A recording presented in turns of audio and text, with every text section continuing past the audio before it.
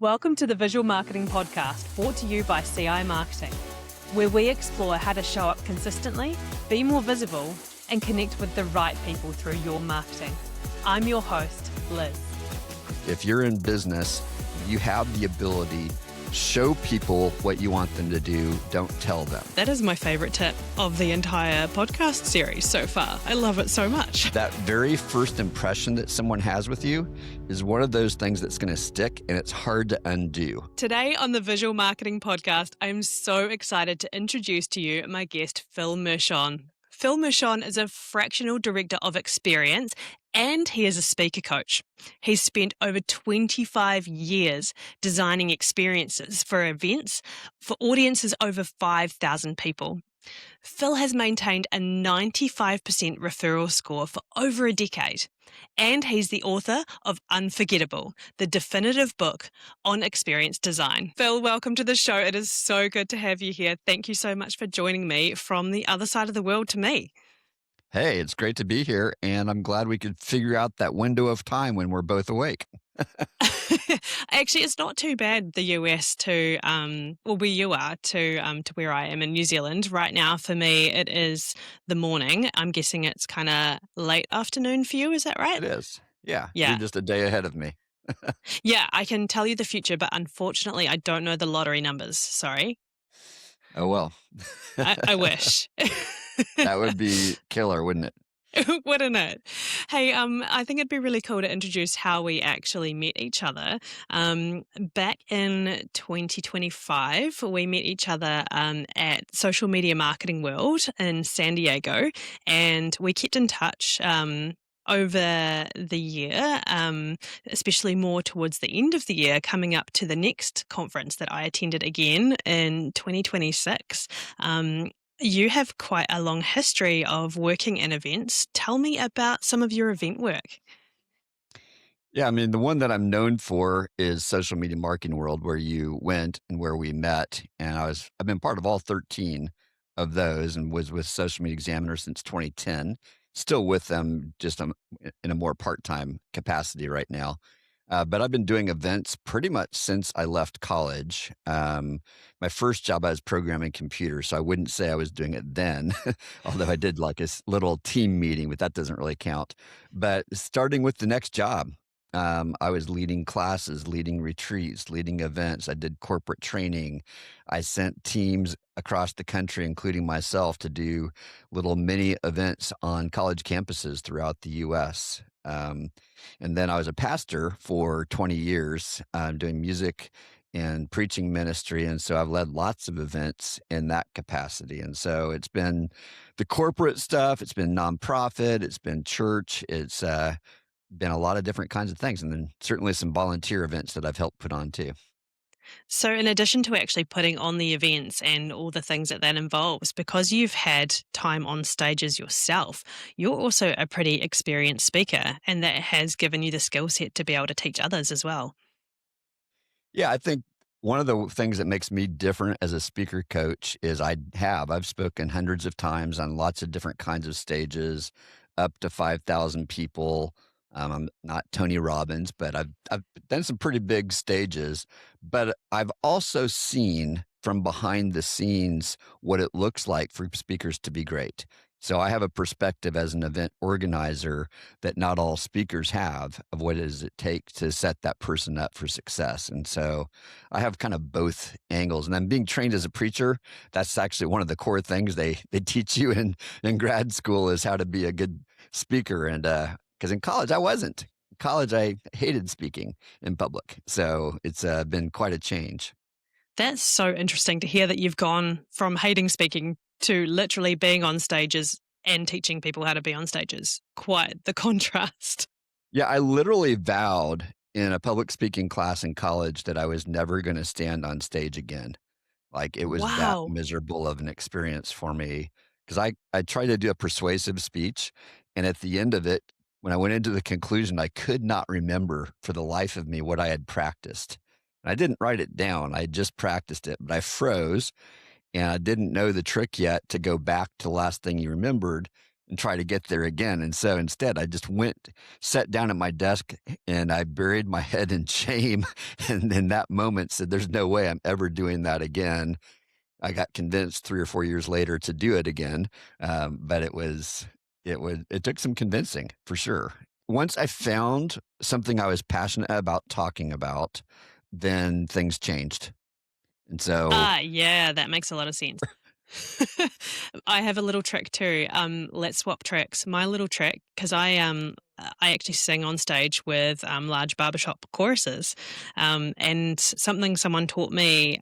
I would have probably been 10 years old in a choir on stage as a kid, in primary school or elementary school, as you call it. And I've always used this trick, and it works not only on stage, but also in business senses. If you're in a meeting, or even if I'm doing a podcast like this, if I'm a bit nervous or I just, forgotten what I'm going to say, is wiggle your toes. yes. Yeah. Have you tried that one? Not when I'm speaking as much as if I feel like my legs are going to freeze up. Yeah. That's what we were taught in choir. Like if if your legs are starting to get frozen, just wiggle your toes a little bit and that'll relax your body. I haven't used it so much to trigger my memory. That's interesting. I don't know if it's like just a psychological thing that it takes away your nerves because suddenly your brain thinks about something else. But I actually gave that advice to somebody else I met at Social Media Marketing World this year.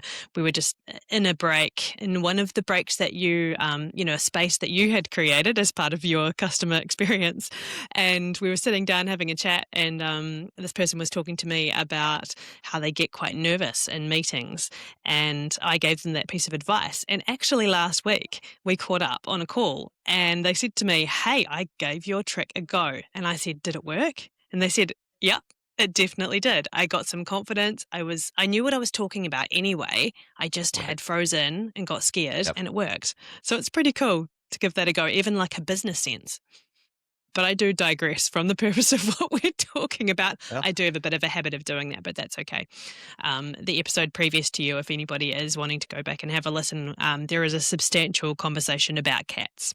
So you will see the digression that we hit on. Um, what I would love to ask you about, though, is I happen to have a copy of your book, which you very, very kindly gifted me this year at the conference, and it has been really such a wonderful read. What I would love to understand, though, is you've developed this whole framework of customer experience and teaching people how to do that, and the recipe as such. What actually prompted you to write that down and give that away to people? Well, unlike the Italian grandmother who wants to keep her pasta recipe a secret, I thought, well, if people keep saying the events I'm producing are highly memorable, the best that they've ever been to, I wanted to figure out what is it that I'm doing and then try to help the teams that I'm working with be able to reproduce what I'm doing. And then in the process of that, teach others. So it was for me partially trying to study what am I doing, but then it's to document that. I love to write, and I do a lot of thinking through writing. And so it really was that. But when I started writing in 2017. I thought it was going to be a very different book. I just knew I wanted to write a book, and I had this idea, and it morphed with time. By the time the pandemic hit in 2020, I had a concept, and it totally changed because I put the book on the shelf for 18 months because no one wanted a book about events in 2020 or 21. So by the time I came out, I rewrote the whole outline and came up with a different concept that I'm way happier with than what I was going to write.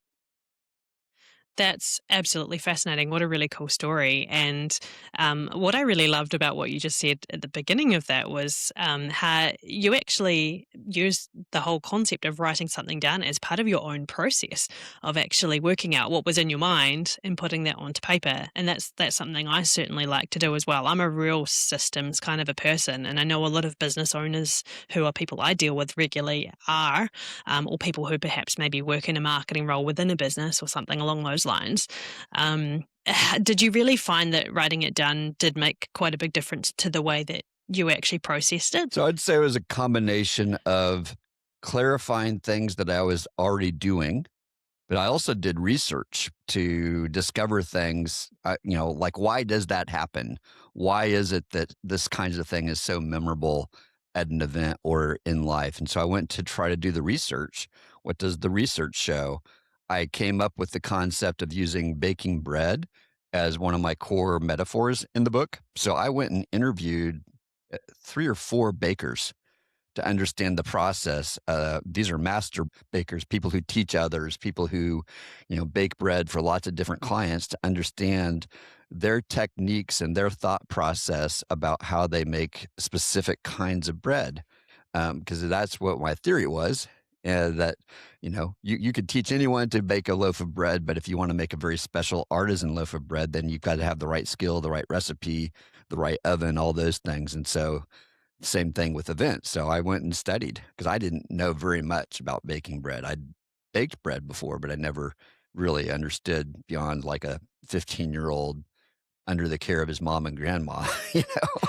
So, You talk about how people, really connect with feelings more than facts.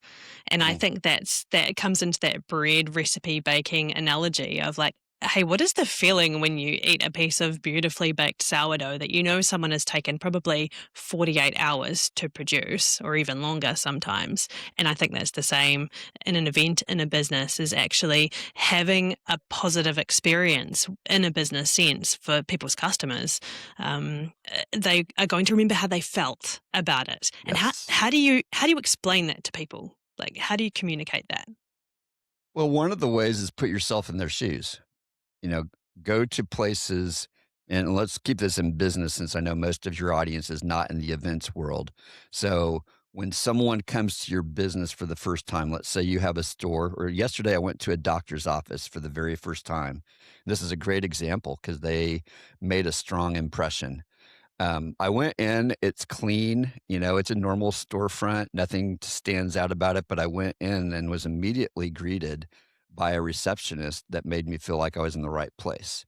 There was already someone in front of me, so I had to wait my turn, but once I was there, I had her full attention. But what made that experience different than any doctor's office, at least, that I've ever been to, is once we were done processing the paperwork, she came out from behind the desk and she said, "Let me give you a quick tour." And it's a small office. Like I could see pretty much the whole place. But she walked me down the entire building, all like 6 or 7 rooms, said, "This is what's going to happen here. Here's where we have our kids area. Here's where we do this. This is where you're going to get your x-rays done. And this is where we're going to start." Like just giving me a very personal tour. I was like, wow, this is high touch. I'm not going to forget that. And then she kept coming back throughout the visit, and checking in on me and explaining what was happening. It's like that explanation. And then the third thing she did was actually the first thing she did is I asked, "Hey, where's the bathroom?" while I was waiting. And she said, um, "Well, it's kind of confusing. Let me show you." Which, by the way, that's one of the things I teach. If you're in business and you have the ability, show people what you want them to do. Don't tell them. That makes a way bigger impression. And those are the kinds of things that I teach people that people will remember. It's the human touch. Like this office building was not spectacular. It didn't have Monets on the wall. It didn't have all these high touch kinds of things, but it did have that human experience. They humanized it in a way that I want to go back. Even though it's farther away and more expensive than someone else I might go to, that experience I had will make me go back. Absolutely. And that's the kind of experience that creates loyalty as well, right? Like you said, you're going to go back. You're going to go and tell your friends as well, whether they need that service or not. You've just gone and told the world right now on this podcast. But I mean, also, if you're speaking to a friend who maybe is looking for, a similar type of professional, that's an experience you are absolutely going to talk about. You'll probably also, if you're on, I know for me, if I'm on a Facebook group that, is looking for a recommendation of something that I've experienced, I will always ensure I'm the first to talk about a positive experience I've had. I think we're also often too fast or too quick just talk about the negative stuff and not talk about the good stuff. But when it's been spectacular, when it's been unforgettable, that is Yes. when it makes the difference, right? One of the frameworks that's in the book that I teach is how do you get something to be unforgettable? And there's three M's. You want it to be memorable, meaningful, and momentous. And what I mean by those is memorable means it's something that's going to stand out. It might be shocking. It might be unusual. It might tie into all five of your senses because the fastest way to memory is to be multisensory. So there's going to be something like an unusual combination of things. Today, the Savannah bananas are really popular here in the States, and I think they're globally gaining speed. They bring things together in their games that don't look like they belong, but when they bring them together, it's all of a sudden fun. Like who's ever seen, tricycle races at a baseball game? Well, they do it. Who's ever had a rodeo cowboy lassoing base runners? They do it. So memorable is something that's going to stick, is sticky. It's going to stick in their brain. Meaningful means it's relevant. Like, so, this was a chiropractor's office. They know people are coming in pain. So they've got seating there that's going to be comfortable. They've got water because they know you need to be hydrating. They've got all the different ointments that you need. So they know what people are going to need when they arrive. They know that it needs to be a pleasant smell because it's not fun to go have your back cracked. You don't really like going to do that, at least when you're in pain. So you're thinking about who is this person? What is it like? What's the time and place? What's going to be a relevant message? How do I speak to them in language that they're going to pay attention to? And then the last one is paying attention to those moments. And so that very first impression that someone has with you is one of those things that's going to stick and it's hard to undo. So I've been to way more doctor's offices where that first impression is the receptionist who's at the desk who looks like, she doesn't have time for me. Like she can't wait for her coffee break or her lunch break or to get out of there. And I'm an annoyance. And I'm not the only one who's experienced this. And so that's going to stick with me. It's like, I don't want to go back to that doctor's office, not because the doctor's not great, because usually the doctors are great. It's the person at the front door who gave me a bad taste for what this place is going to be like. And so that first impression is one of those moments that you care about. One of the things I teach, Liz, is that your first impression is not when they get to the door. And your door could be a website. The door could be that first call they have with you. The door could be a physical place. There's a lot of different kinds of doors, but it's actually the first time they find out about you. They found your website. They saw you on social media. They did place that first call. Maybe that's what it was, the very first encounter. You don't know when someone's first impression with you will be. So you need to be paying attention to that entire customer journey, not assuming it's that first time they open the door and walk in. And when I'm talking to local retail stores, that first impression actually does start out on the street. If they're driving into a parking lot or doing curbside parking, the front of your store is sending a message. And I've seen way too many stores that don't actually put any effort into that. And I get it. They may not own the building, but there are things you can do that is sending a message. This is what this experience is going to be like. And if that feels negative, you have to overcome that. It's way easier to make a great first impression than it is to overcome a bad first impression. I completely understand exactly what you're saying. We deal with a lot of customers here who are small businesses, small family-run businesses, often owner-operated, and a huge amount of their business is word of mouth and referral. And it's actually often people they know or people they've been introduced to by a friend. And it's the concept of almost like the barbecue pitch. Like you actually you're standing around a grill. You could be at a party with some friends. Like it could be your kids' friends' parents that you're having a chat with. It could be anybody, and that actually comes through to actually understanding your brand and the way that you communicate your brand, because you are walking your brand at any point in time, whether it be your shop front, your website, your receptionist. It could be you're at the grocery store.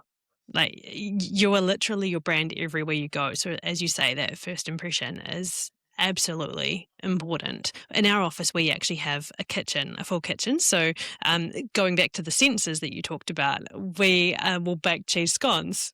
and so people will come up for their first meeting, and they'll come up the stairs, and they'll smell coffee and cheese scones. And like that's such a big deal, because suddenly they feel welcomed, and like it's a homely environment, and that's the feel that we want to give. We're not like super duper corporate, and that is our brand coming across from a smell, from a feeling as you walk in the door. For some people, obviously, they can't do that. They might not have a storefront. They might be working from home or remotely. If somebody is working on a smaller capacity, do you have any advice on how they can make that first impression just perfect? Yeah, I think there's a variety of things. If, let's say, your first impression is this, you're showing up on a Zoom call or some kind of call, the way that you show up makes a huge difference. I've been on, like you probably, thousands of these calls, and there's maybe two people that I remember the way that they showed up on these calls. It stopped me. These people, when they turn the camera on, they're sitting there, they are fully present, they're dressed to the hilt, and they are ready 100% for that call. So you can make an impression just by how ready you are for your client when they show up. Are you on time? Get there early, be ready for the meeting, pay attention. Now, here's where you can go above and beyond. A little hard to do from New Zealand to the States, but it can be done. Send a gift. Send something to them that is a thank you for them. There's a friend of ours who's down in Australia who she has sent me a gift twice for each time that I've been on a podcast, paying for the airmail all the way from Tasmania to the States for a box of chocolates, which I could have gone and bought the chocolates for probably less than the airfare, but it was the touch. It was personalized. There was a note in there. It stood out. We don't get mail. So there's things that you can do even if you're remote that can cause you to stand out. Some people will send a little gift. I have a company, you're in the video world, who was bidding on a project, and they sent me an iPad with their quote on it. They didn't just send me a PDF. They didn't send me a PowerPoint deck. They sent me an iPad with a full video presentation. Completely blew me away. Wow, I didn't hire them. That's amazing. I didn't hire them for different reasons. The pricing wasn't right, but that made a huge impression. If they were willing to go that far, what else are they willing to do? So think outside the box. I think to your point, you can actually evoke smells by the things that you put on your camera or the things that you send, the way that you talk about things. Like, bring your brand to life in the way that you talk, the words that you choose. If you've got a color scheme, let that be present in what you do so that you can use every trigger that's possible for them to remember you and that conversation. You're wearing a yellow jacket, and if that's your brand, which I don't know if it is, you're wearing yellow all the time, I'm going to start thinking of Liz, the yellow lady or something, and every time I see that, I'm going to think Liz. So yeah, those are some words. There's lots of things you can do. I'll tell you why I'm wearing yellow. We have do a Christmas do every year, and what we did last year was I hosted a colour party. So all of our staff sat down. We went to a nice a hotel and had a private suite there, and we had a woman come in by the name of Abby Button. She is absolutely amazing if anybody in Christchurch is looking to have their colours done. And yeah, we all had our colours done, and I need to wear warm tones, and this is one of my colours. So it was pretty helpful going into being on camera this year an awful lot, knowing what colours to wear. So hopefully, I'm actually not supposed to wear black, but I think I'm allowed to get away with it if I've got something else going on, and I should wear high contrast. So if anybody is watching this instead of listening to this, if you're only listening, jump on YouTube. We're on YouTube as well. You can see the colour that I'm wearing and tell me if you think my skin tone looks okay. I think you look great too, Phil. Well, this is the color that was recommended to me by my I don't know what you call him, the style guide, stylist, who is ChatGPT, of course. That's so good. Well, I reckon I don't know. I reckon humans are still pretty good at that job, and I'm a big fan of AI. But yeah, No, you do look great. Funny. The color choice was one that came from that, but I go all over the place. But we Yeah, digress. yeah. We do. But actually, speaking about staff, something you do talk about is the importance of choosing the right people, essentially, to represent you, which really flows on from our previous conversation and really walking and talking your brand and everything that's all of the senses, not just being visible, but actually every single sense. Um, how do you find the right people that fit in with your culture? Yeah, there's a few things. It's funny because I'm working with a company right now on this very same problem. They've had people that looked good on paper, but weren't a culture fit. And so they were too aggressive in their sales. They were all about the sale. This is for a music business. So they were, they need people that are focused on sales. Of course, that's why they're in business, but they need repeat sales. They need people who are going to refer them to their friends because music is a lifelong investment. You're continually upgrading instruments and getting them repaired and referring friends. And so you don't want it to be out about one time. So they were thinking about, well, what is our culture? What kind of experience do we want people creating? Is this more of a family feel? Is this more of a transactional feel? Is this corporate? So part of it is documenting and articulating for yourselves, what is the culture we're trying to create? What kinds of people then can help create that? Because that's going to help you identify them when they apply, when you find them. One of the things I recommend is find people that have already done business with you, volunteered with you, worked for you, who embody those characteristics and say, who do you know? This is one of those places that AI could be really helpful, is to talk through with you, why do I like Liz when she works for me?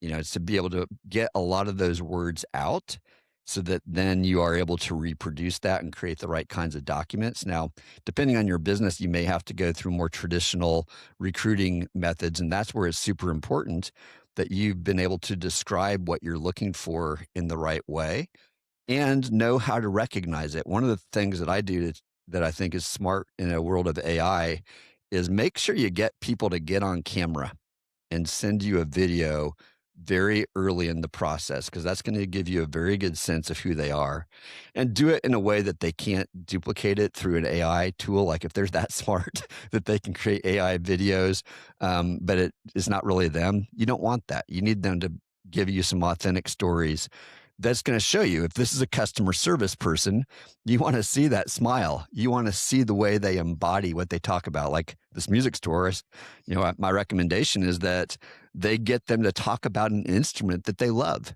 Why do they love this instrument? Why do they love music? Like give them a softball question, because you're not looking as much for the answer as how they answer it. Yes, you need to know that they know their stuff, but do they embody your culture? If you care about that, then you need to be able to see it. So figure out what are those 3 or 4 things that are absolutely essential, and then document that and find out what are the best ways to draw that out. I think videos are one of them. Even before you ever get on a video call, like in your screening process, send me your resume, a cover letter, and a video that does this. And that way they're going to stand out. Like AI can help you sort through all the resumes and cause someone to show up, but then you have to look at the videos and decide, do I like this person? Could I imagine doing business with them? That's a starting place. It's not going to get you the right person. You have to do the whole process, of course. Of course. I absolutely love that concept. And it's actually not something I had ever thought of, strangely enough, given the industry that I'm in. I just hadn't thought about actually applying that to a recruitment process. And especially in this day and age where we as business owners or marketers, we actually expect our staff, when we put a phone in their face and say, hey, I need to film a TikTok, or I need to film a reel for Instagram or Facebook or wherever you're putting it, or something for my website, we actually, we expect people to say yes. And people are really scared of it and nervous. Yeah. But here's the thing, it's at the point now with business that if you're not showing up visually on any of the social platforms or even on your website, if you're still doing this whole faceless concept that blows my mind, that's a whole other podcast episode. Yeah. I'm actually doing one on that. It just doesn't cut through, because I've always said at the end of the day, people are doing business with people. No matter what it is that you are buying and selling, it is still two people. And if your staff are not able to maybe show up on camera, then that's a serious concern. And if you are somebody who is a staff member and this is making you really nervous, all I can do is encourage you to just give it a go. I don't find this natural. There are plenty of bloopers. um, I'm used to being behind a camera, not in front of a camera. This is absolutely terrifying for me. Truly, it is. But I'm getting there. This is episode 8. And every single time I've learned something and got better. So, and that's the same about people standing on a stage, people having a conversation with the customer, the receptionist at the chiropractor's office. It's just about getting confidence, right?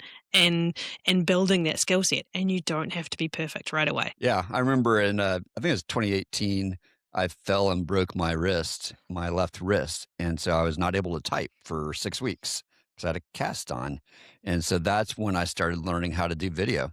I really didn't have a choice because I don't type very well with one hand, and I figured out that if I'm going to get my message across and get any work done, then I better figure out how to do this video thing. So I started sending people 1-minute videos before that was a thing.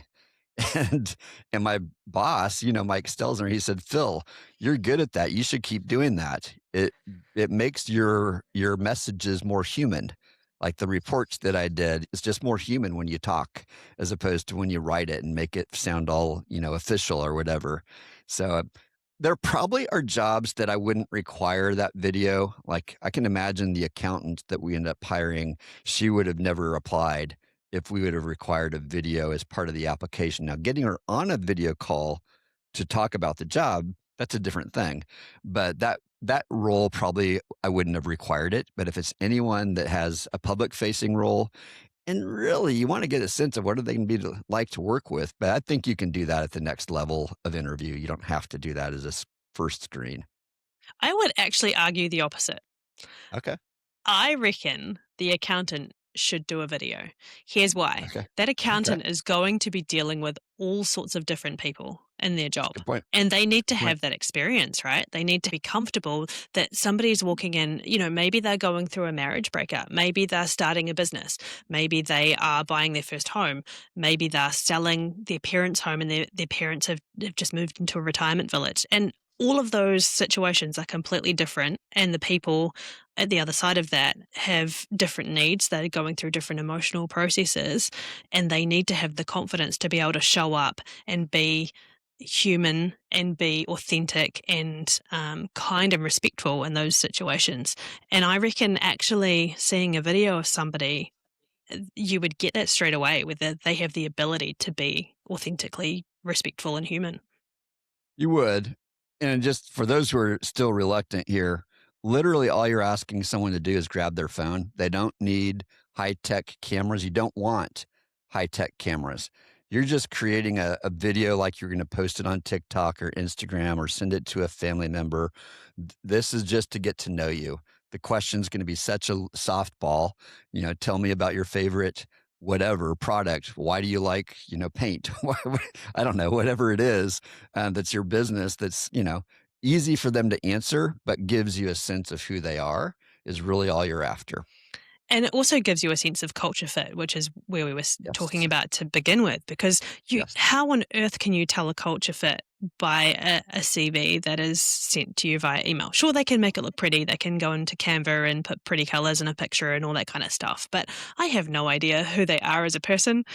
And I think that's absolutely brilliant. That is my favorite tip of the entire podcast series so far. I love it so much. It's great. I'm looking at a possible contract where they want me to talk about their values.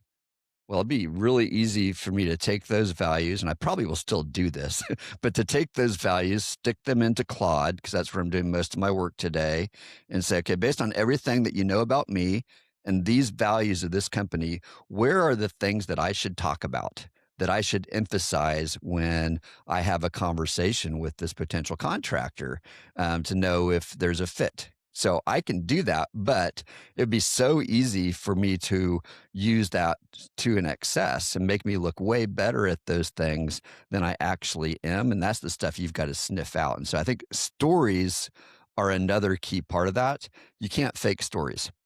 And so if you can get people telling stories, giving you videos, you're going to find people. And that's really what you're trying to do in the business, by the way. You're trying to create a story that they're going to talk about later. I will talk about that chiropractor's office because of the story that lady created. I know her name is Exactly. Teresa because she created that story.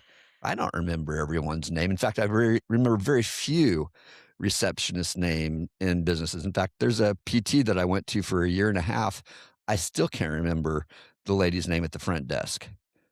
So, and I've saw her probably 100 times in a year and And a she half. That's probably not very did an good. okay job, right? Like there was nothing bad about what she did. There was just nothing memorable. She was not unforgettable. She had a colleague that was unforgettable.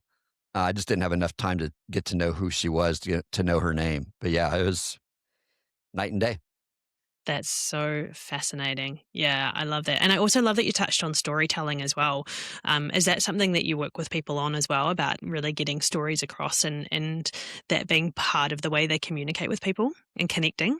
Yes, when I'm coaching speakers, we are focused on how do you bring story into a speech, because so often people want to just give the facts, and that's good.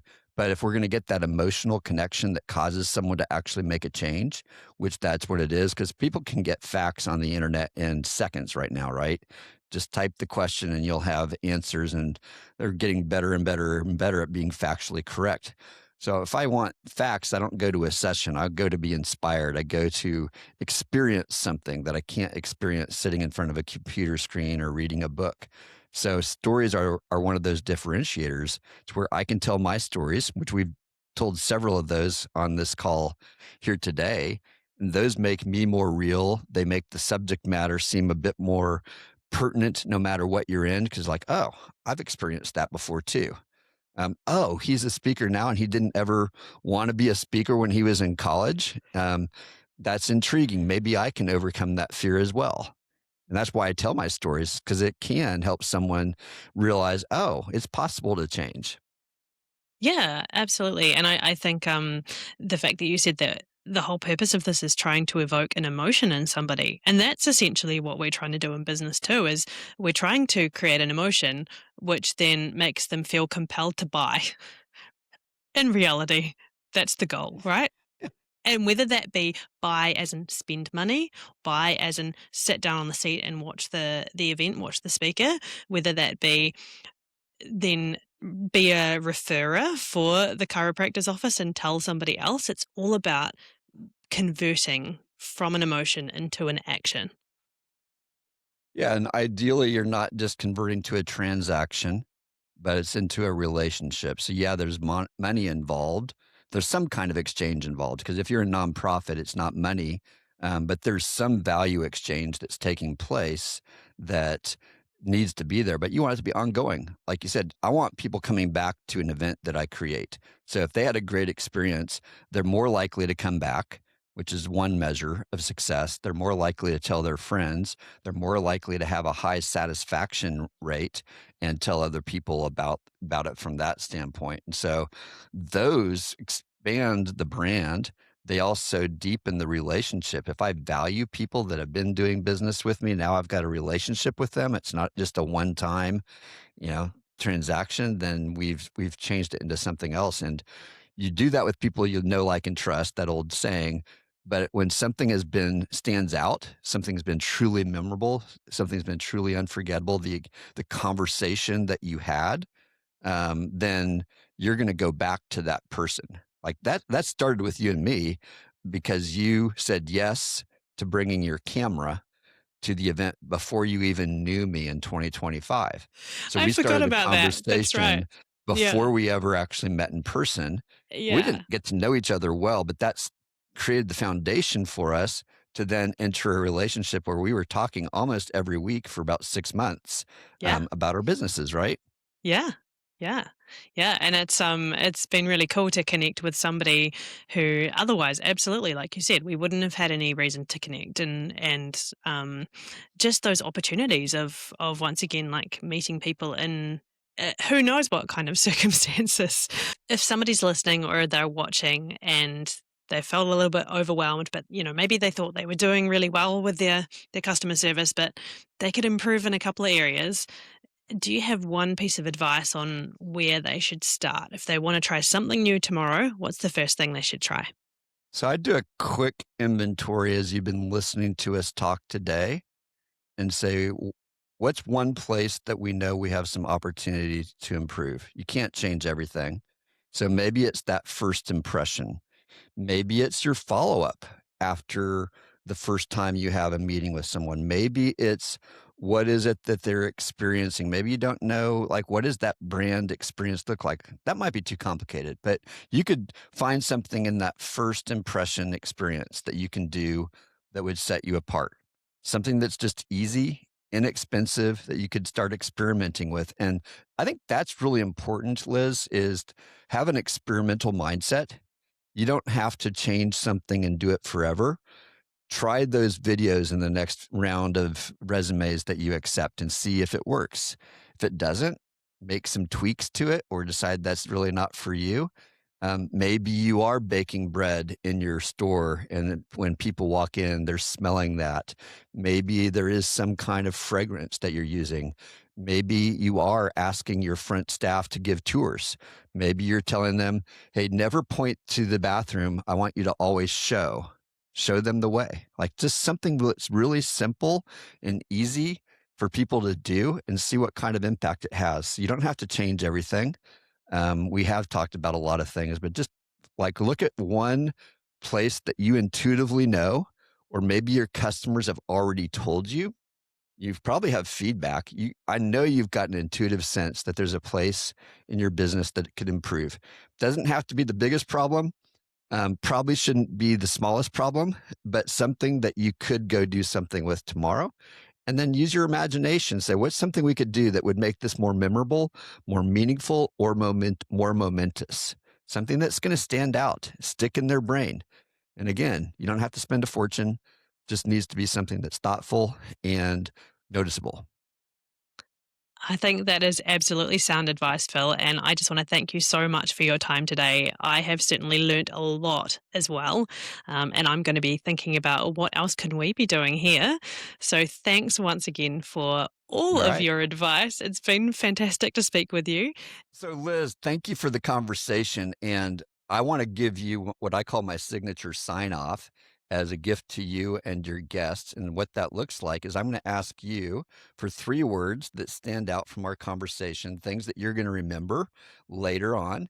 And then I'm going to play back on saxophone my response to those 3 words. So, give me 3 words that stand out. Okay, so my 3 words are connection, intention, and try. Connection, intention, and try. And I'm going to add mine. Cheese scones. I know that's 2 words, but Yeah, and a slightly different accent on the way we say it. I Our, know, our I know. scones are more like your biscuits in a way. Yeah, no, I know. We Yeah. say it's scone, you say it's scone, whatever. I love it. All right. So I should have written those down as you went. 'Cause now I've already forgotten because I can't remember how you pronounce the word scone and scone, whatever. All right. Connection, intention, And and try. try. All right. And what color is your brand? It's like a bronze, like a copper color. Okay. Yeah. And how are you feeling right now? A little cold because it's winter and it's maybe 3 degrees right now. A little cold. So Celsius. this is going to warm you up like a nice scone. If I could say it the way you do. I will not be able to say it the way you do. You can say your version. It's all good. All right.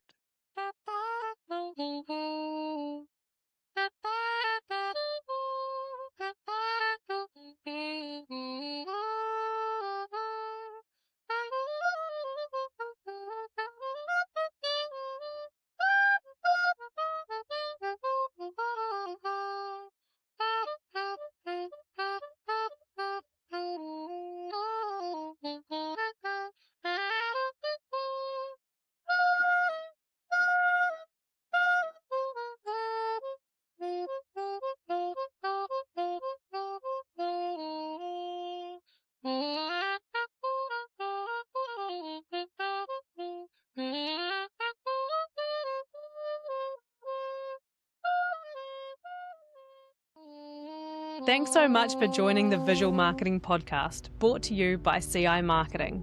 I'm your host, Liz, and I can't wait to share more episodes with you.